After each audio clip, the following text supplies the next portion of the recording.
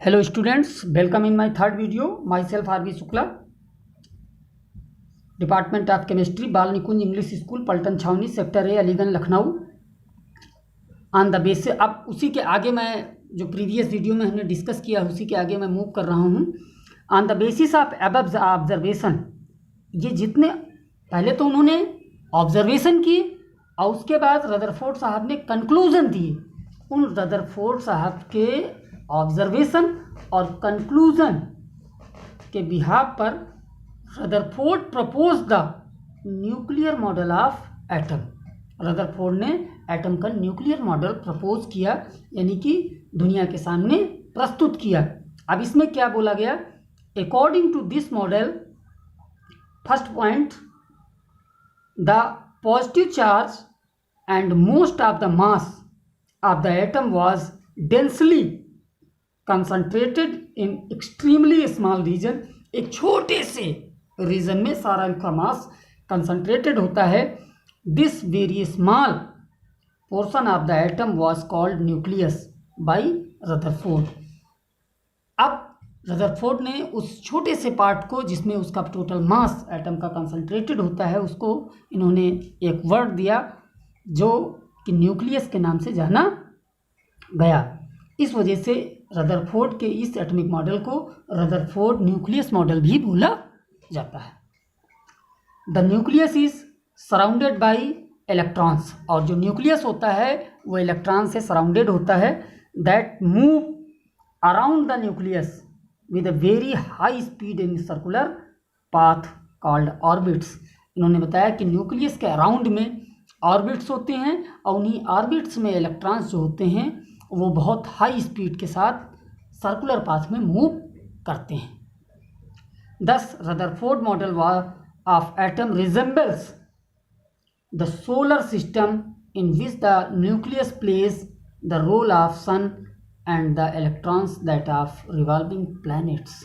जैसे कि सन के अराउंड में प्लैनेट्स मूव करते हैं अपनी सर्कुलर पाथ में, उसी तरीके से न्यूक्लियस के अराउंड में जो सर्कुलर पाथ होता है यानी ऑर्बिट्स जो होते हैं उसमें इलेक्ट्रॉन्स मूव करते हैं. यानी कि इनका जो एटॉमिक मॉडल था वो सोलर सिस्टम से रिजेंबल कर रहा था, उससे ये समानता कर रहा था.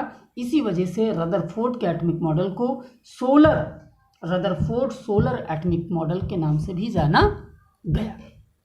Third point, electrons and nucleus are held together by strong electrostatic force of attraction. उन्होंने बताया कि जो इलेक्ट्रॉन और न्यूक्लियस जो होते हैं इनके बीच में strong electrostatic force of attraction लगता है, जिसकी वजह से आपस में बाउंड रहते हैं.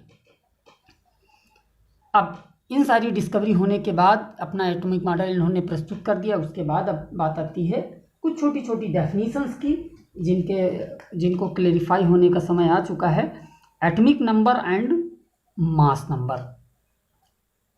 अब जब प्रोटॉन वगैरह सबकी डिस्कवरी हो चुकी है, the number of protons present in the nucleus is equal to atomic number and it is represented by capital Z.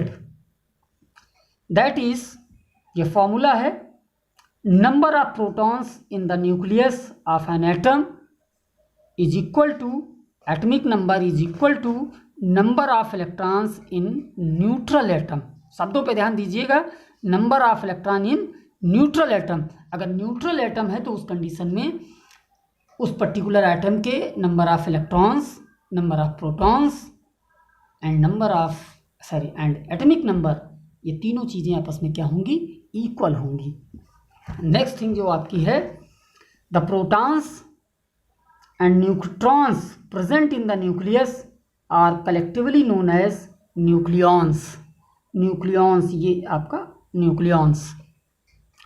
The total number of nucleons, that means sum of protons and neutrons, is known as mass number. इसको represent किया गया capital A से of the atom. तो आगे की जो चीज़ें होंगी वो आगे के वीडियोज़ में आपको डिस्कस की जाएंगी, आगे की डेट्स में. Okay, thank you, have a nice day.